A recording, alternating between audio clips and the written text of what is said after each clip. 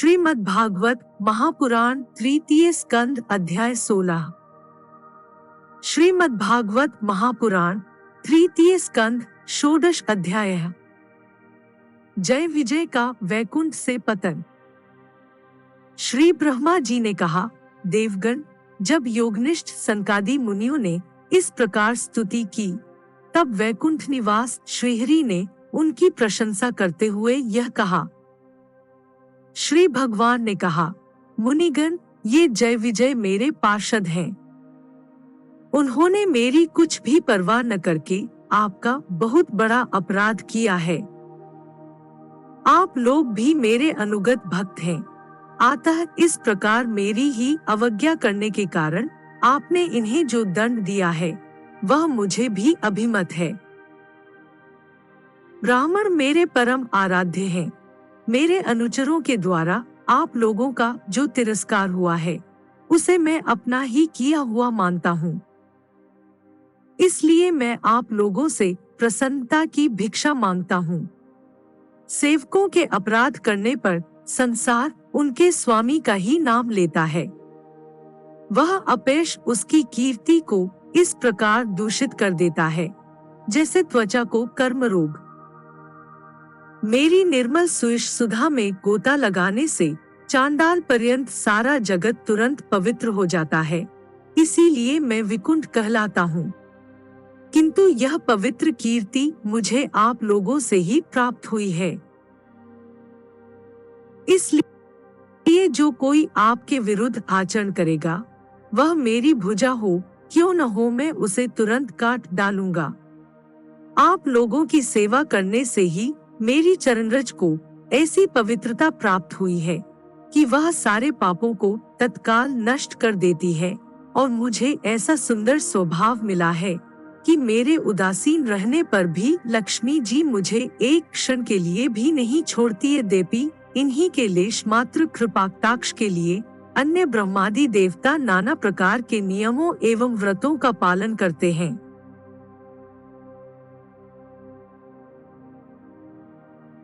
जो अपने संपूर्ण कर्म फल मुझे अर्पण कर सदा संतुष्ट रहते हैं, वे निष्काम ब्राह्मण ग्रास पर तृप्त होते हुए घी से तरह तरह के पकवानों का जब भोजन करते हैं, तब उनके मुख से मैं जैसा तृप्त होता हूँ, वैसा यज्ञ में अग्निरूप मुख से यजमान की दी हुई आहुतियों को ग्रहण करके नहीं होता। योग माया का अखंड और असीम ऐश्वर्य मेरे अधीन है, तथा मेरी चरणोद्रूपिणी गंगाजी चंद्रमा को मस्तक पर धारण करने वाले भगवान शंकर के सहित समस्त लोकों को पवित्र करती हैं। ऐसा परम पवित्र एवं परमेश्वर होकर भी मैं जिनकी पवित्र चरणरज को अपने मुकुट पर धारण करता हूँ, उन ब्राह्मणों के कर्म को कौन नहीं सहन करेगा। ब्राह्मण, दूध देने वाली गोए और अनाथ प्राणिये मेरे ही शरीर हैं। पापों के द्वारा विवेक दृष्टि नष्ट हो जाने के कारण जो लोग इन्हें मुझसे भिन्न समझते हैं, उन्हें मेरे द्वारा नियुक्त यमराज के गृह जैसे दूत जो सर्प के समान क्रोधी हैं, अत्यंत क्रोधित होकर अपनी चोंचों से नोचते हैं। ब्राह्मण तिरस्कार पूर्वक कटुभाषण भी करे तो भी जो उसमें मेरी भावना मुख कमल से उसका आदर करते हैं, तथा जैसे रूठे हुए पिता को पुत्र और आप लोगों को मैं मानता हूँ, उसी प्रकार जो प्रेमपूर्ण वचनों से प्रार्थना करते हुए उन्हें शांत करते हैं, वे मुझे अपने वश में कर लेते हैं। मेरे इन सेवकों ने मेरा अभिप्राय न समझकर ही आप लोगों का अपमान किया है। इसलिए मेरे अनुरोध से आप केवल इतनी कृपा कीजिए कि इनका यह निर्वासन काल शीघ्र ही समाप्त हो जाए। ये अपने अपराध के अनुरूप अधम गति को भोगकर शीघ्र ही मेरे पास लौट आए। श्री ब्रह्मा जी कहते हैं, देवताओं, सनकादि मुनि क्रोधरूप सर्प से डसे हुए थे, तो भी उनका चित्त अंतःकरण को प्रकाशित करने वाली भगवान की मंत्रमयी सुमधुर वाणी सुनते सुनते तृप्त नहीं हुआ। भगवान की उक्ति बड़ी ही मनोहर और थोड़े अक्षरों वाली थी, किंतु वह इतनी अर्थपूर्ण, सारयुक्त दुर्विज्ञ और गंभीर थी कि बहुत ध्यान देकर सुनने और विचार करने पर भी वे यह न जान सके कि भगवान क्या करना चाहते हैं। भगवान की इस अद्भुत उदारता को देखकर वे बहुत आनंदित हुए और उनका अंग पुलकित हो गया। फिर योगमाया के प्रभाव से अपने परम ऐश्वर्य का प्रभाव प्रकट करने वाले प्रभु से वे हाथ जोड़कर कहने लगे, मुनियों ने कहा, स्वप्रकाश भगवान, आप सर्वेश्वर होकर भी जो यह कह रहे हैं कि यह आपने मुझ पर बड़ा अनुग्रह किया, सो इससे आपका क्या अभिप्राय है यह हम नहीं जान सके हैं। प्रभु, आप ब्राह्मणों के परम हितकारी हैं। इससे लोक शिक्षा के लिए आप भले ही ऐसा माने कि ब्राह्मण मेरे आराध्य देव हैं। वस्तुतः तो ब्राह्मण तथा देवताओं के भी, देवता ब्रह्मादि के भी आप ही आत्मा और आराध्य देव हैं। सनातन धर्म आपसे ही उत्पन्न हुआ है। आपके अवतारों द्वारा ही समय समय पर उसकी रक्षा होती है तथा निर्विकार स्वरूप आप ही धर्म के परम गुहे रहस्य हैं, यह शास्त्रों का मत है। आपकी कृपा से निवृत्ति प्रायण योगीजन सहज में ही मृत्यु रूप संसार सागर से पार हो जाते हैं। फिर भला दूसरा कोई आप पर क्या कृपा कर सकता है। भगवान दूसरे अर्थार्थी जन जिनकी चरणरज सर्वदा अपने मस्तक पर धारण करते हैं, वे लक्ष्मी जी निरंतर आपकी सेवा में लगी रहती हैं।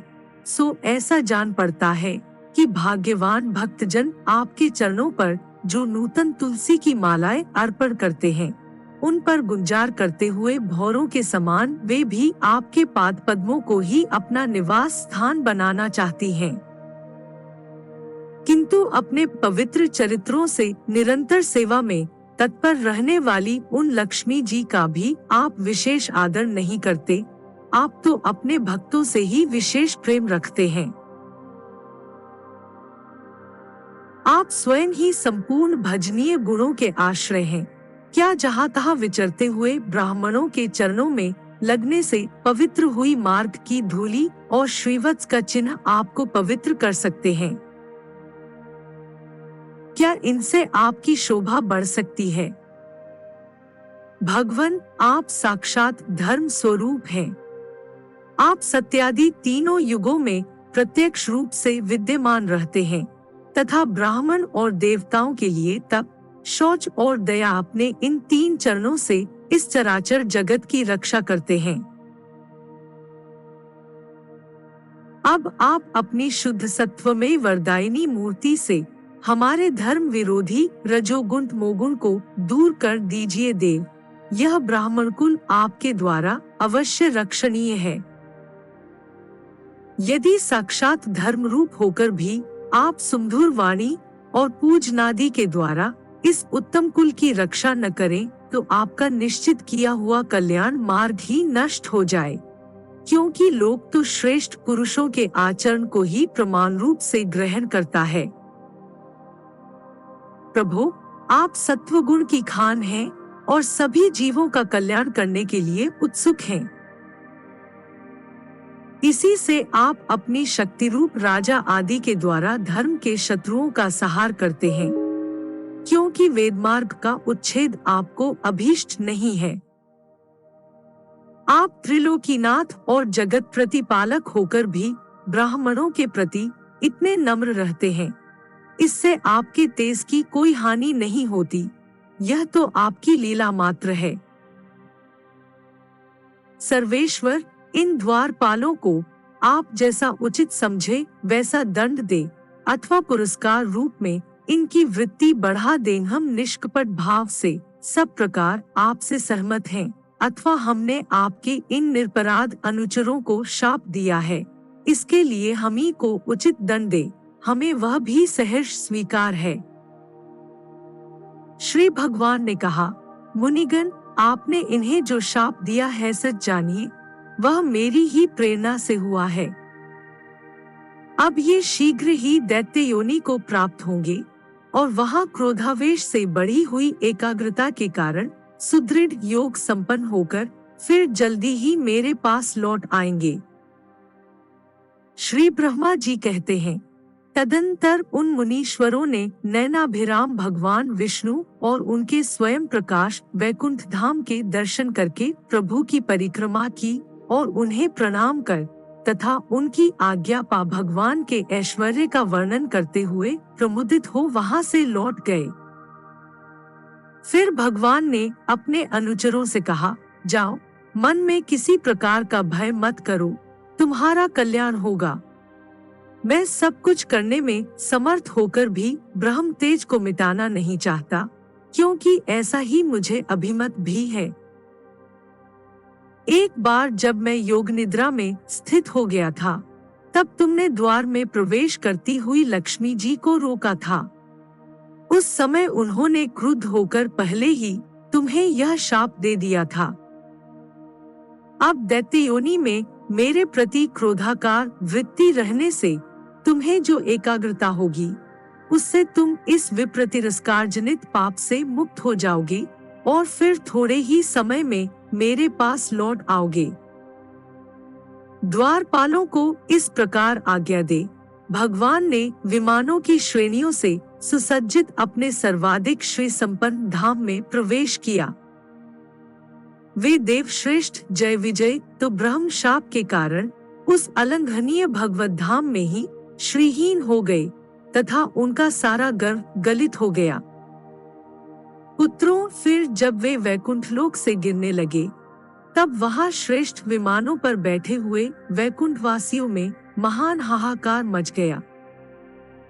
इस समय दिति के गर्भ में स्थित जो कश्यप जी का उग्र तेज है, उसमें भगवान के उन पार्षद प्रवरों ने ही प्रवेश किया है। उन दोनों असुरों के तेज से ही तुम सबका तेज फीका पड़ गया है। इस समय भगवान ऐसा ही करना चाहते हैं, जो आदि पुरुष संसार की उत्पत्ति, स्थिति और लय के कारण हैं, जिनकी योग माया को बड़े बड़े योगीजन भी बड़ी कठिनता से पार पाते हैं। वे सत्वादि तीनों गुणों के नियंता श्री